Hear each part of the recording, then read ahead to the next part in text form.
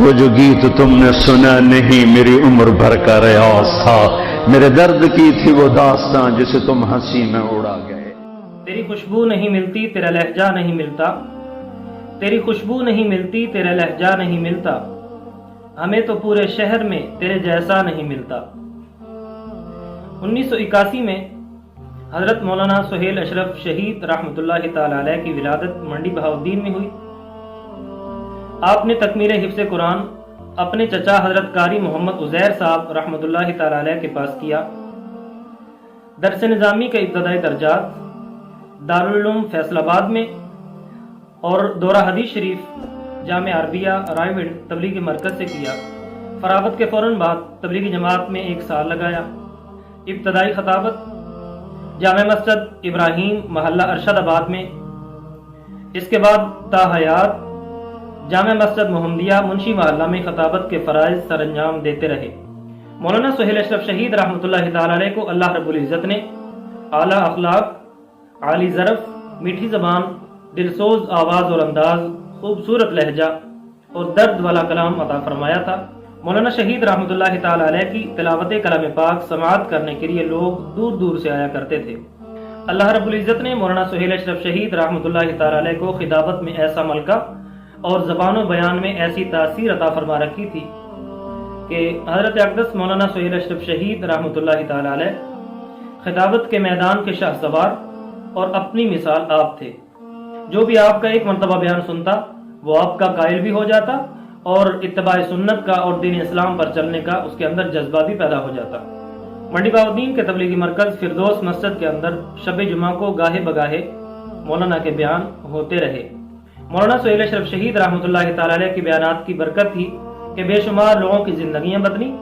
وہ نوجوان جو داڑھی منڈے تھے، داڑھی کٹواتے تھے، ایسے نوجوانوں نے سنت رسول صلی اللہ علیہ وسلم کو اپنے چہروں پہ سجایا۔ والدین کی نافرمان اولادیں اپنے والدین کی عزت کرنے والی بن گئیں، اور آپ کی تعلیمات کی برکت تھی کہ روٹھے ہوئے لوگوں نے آپس میں صلح بھی کر لی۔ لوگوں نے اپنی اولادوں کو دین کے راستے پر چلانا شروع کر دیا، اور بہت سارے لوگ ایسے تھے کہ جنہوں نے تبلیغ کے کام کو اپنا ذاتی کام سمجھا اور اس کو اپنے سینے سے لگایا۔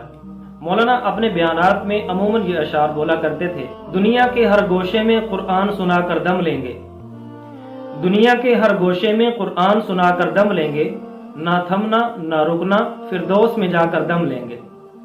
ایک پنجابی کا شعر مولانا اکثر پڑھا کرتے تھے: پھلاں دا تو عطر بنا، اتنا دا پھر کٹ دریا، دریا وچ پھر رج کے نہا، مچھلیاں وانگوں تاریاں لا، پھر بھی تیری بو نہیں مکنی، پہلا اپنی میں مکا۔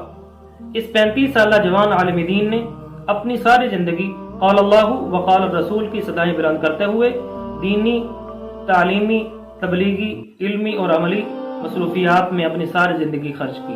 مولانا رحمۃ اللہ تعالی علیہ نے اپنی زندگی کی انتھک محنت سے ایک خالصتاً دینی، اصلاحی اور تبلیغی ادارہ بنایا، جہاں پر آج بھی کثیر تعداد میں طلباء اور طالبات زیر تعلیم ہیں اور قرآن و سنت کی روشنی سے اپنے قلوب و اذہان کو منور کر رہے ہیں۔ 27 اکتوبر 2016 بروز جمعرات مولانا ایک دینی اور تبلیغی سفر کے دوران پنڈی بھٹیاں کی ایک جامع مسجد میں ٹھہرے۔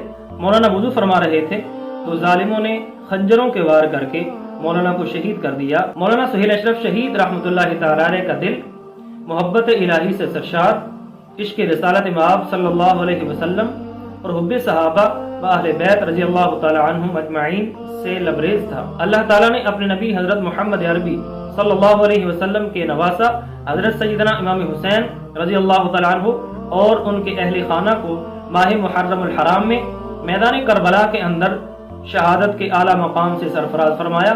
شاید یہی وجہ تھی کہ اللہ رب العزت نے مولانا سہیل اشرف شہید رحمۃ اللہ تعالی علیہ کو ماہ محرم الحرام میں شہادت کا جام پلا دیا۔ اور وہ بھی مسافر تھے، یہ بھی مسافر تھے، ادھر بھی وقت اثر کا تھا، ادھر بھی وقت اثر کا تھا۔ ان کے بھی گلے کاٹ دیے گئے اور مولانا کے گلے پر بھی خنجروں کے وار کیے گئے۔